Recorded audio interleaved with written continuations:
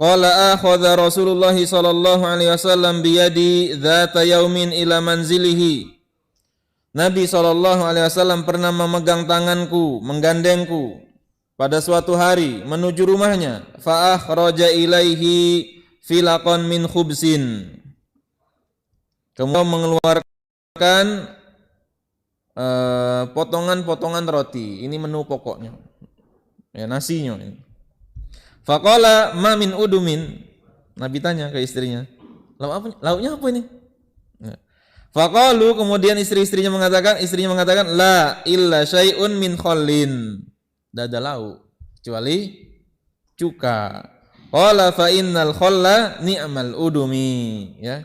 Oh, kalau ini cuko inilah lauk yang paling enak. Itu kan luar biasa ya. Istrinya sampai dihibur seperti itu.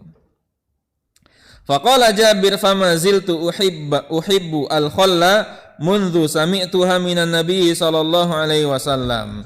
Semenjak aku dengar Nabi sallallahu alaihi wasallam mengatakan itu, wah aku jadi senangnya makan cuko.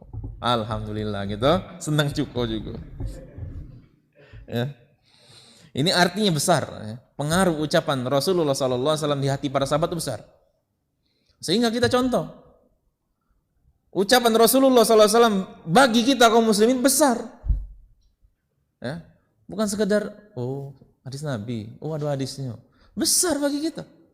Ini masalah bukan ibadah, tapi Rasulullah ngomong seperti ini suka, bagi Jabir senang aku jadi cukup, ya. Kemudian waqala Talha ma ziltu uhibbu al-khalla mundu sami'tuha min Jabir. Setelah Jabir ngomong seperti itu, kata Talha bin Ubaidillah, aku juga jadi senang cukup. Ini luar biasanya para sahabat Nabi sallallahu alaihi wasallam. Ya, kita tidak bisa bayangkan betapa mereka itu mengagungkan sunnah Nabi ya. Luar biasa. Sehingga Allah beri keberkahan pada mereka, keilmuan mereka, amal mereka, usia mereka diberkahi oleh Allah. Ya, oleh karena itu kita juga ikhwan berusaha menghormati sunnah Nabi. Ada buku-buku yang ada hadisnya jangan kita taruh bawah, taruh pucuk dikit, ya. Kita muliakan, ini ada hadisnya, ini ada Qur'annya, muliakan. Ya.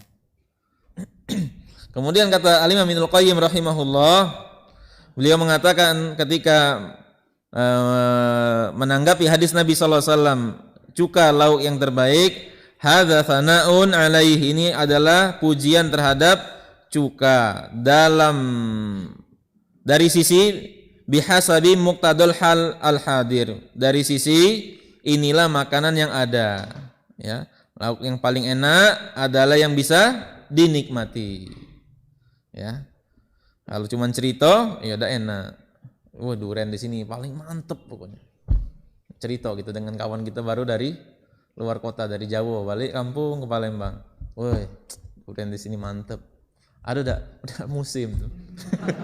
Belum musim. Cerita cuman. Enak cerita cuman itu apa? Ya. La tafdilun lahu ala ghairihi, bukan dalam maksud, kata Al-Imam Ibnul Qayyim, bukan dalam maksud cuka itu lebih baik dibanding lauk yang lain seperti yang disangkakan oleh orang-orang yang tidak tahu, kata Al-Imam Ibnul Qayyim. Padahal hadis ini ada sababul wurud annahu dakhala ala ahlihi yauman dan seterusnya. Nabi pernah menemui istrinya satu hari, kemudian terjadilah kisah seperti ini. Kemudian hadis berikutnya, hadatsana Qutaibah qala hadatsana Abul Ahwas an Simak bin Harb qala sami'tu an Nu'man bin Bashir.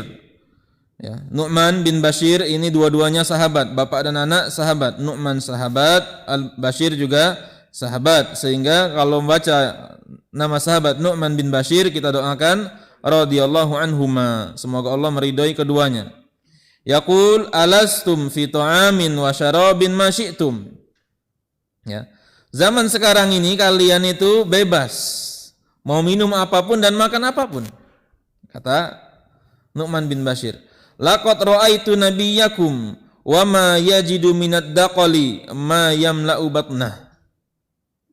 Kata Jabir, sungguh aku melihat Nabi kalian sallallahu alaihi wasallam Tidak ada sesuatu apapun yang bisa mengisi perut beliau kecuali dakol.